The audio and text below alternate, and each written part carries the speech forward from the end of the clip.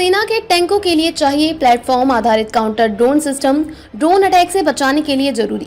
नई दिल्ली। भारतीय सेना को अपने टैंकों को ड्रोन अटैक से बचाने के लिए प्लेटफॉर्म आधारित काउंटर ड्रोन सिस्टम की जरूरत है, जिसके लिए सेना ने सभी स्वदेशी कंपनियों और PSU से जानकारी मांगी है। सेना अपने टैंकों के लिए इन काउंटर ड्रोन सिस्टम को मेक इन इंडिया के तहत लेना चाहती है। सेना को अपने T-19 और T-72 टैंकों के लिए इस तरह के करीब 75 प्लेटफॉर्म आधारित काउंटर ड्रोन सिस्टम की जरूरत है।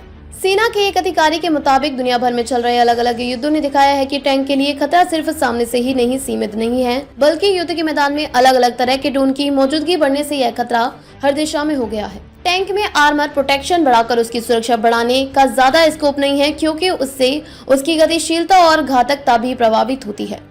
इसलिए टैंकों को प्लेटफॉर्म आधारित एंटी ड्रोन सिस्टम से लैस करना जरूरी है। सेना ने अपनी जरूरत बताते हुए कहा कि टैंकों के लिए ऐसा सिस्टम हो जिसमें ड्रोन को पहचानने की एक्टिव और पैसिव क्षमता हो। सिस्टम सभी तरह के ड्रोन जैसे first person view, FPV drone, swarm drone, loitering UAV और कामिकाजे ड्रोन की पहचान कर सके, साथ ही सॉफ्ट किल और हार्ड किल का सिस्टम हो। यह सिस्टम इस तरह का हो कि और T-72 टैंकों में इस तरह के एंट्री गेट किया जा सके, जिससे टैंकों की युद्धक क्षमता पर कोई गलत असर न पड़े।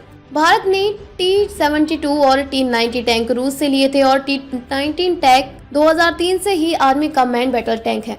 ईस्टर्न लद्दाख में LAC पर जब चीन के साथ तनाव शुरू हुआ और चीनी सैनिक जब पैगोंग लेक के उत्तरी किनारे में फिंगर एरिया में काफी आगे आ गए थे, तब भारतीय सेना ने दक्षिणी किनारे की ऊंची चोटियों पर कब्जा किया और यहां T-19 टैंक भी पहुंचा दिए। रूस यूक्रेन युद्ध में दिखा कि कैसे यूक्रेन ने कम कीमत वाले ड्रोन से रूस के कई $1000 कीमत के टैंकों पर अटैक कर उन्हें नष्ट किया, जिसके बाद रूस को अपनी सैन्य रणनीति में बदलाव भी करना पड़ा। पिछले साल रूस के मॉडिफाइड T-72 और T-90 टैंकों के वीडियो सामने आए हैं, जिसमें टैंक की छत को ड्रोन हमलों से बचाने के लिए उन पर मेटल की जालीनुमा संरचनाएं लगाई गई थी, लेकिन यह तरीका टैंक को बचाने के लिए असरदार साबित नहीं हुआ। इस तरह की जालीनुमा संरचना का इस्तेमाल पहली बार आर्मेनिया अजरबैजान युद्ध के दौरान दिखा। भारतीय सेना ने भी लद्दाख में अपने टैंकों में इस तरह की मेटल रूफ छत लगाई है।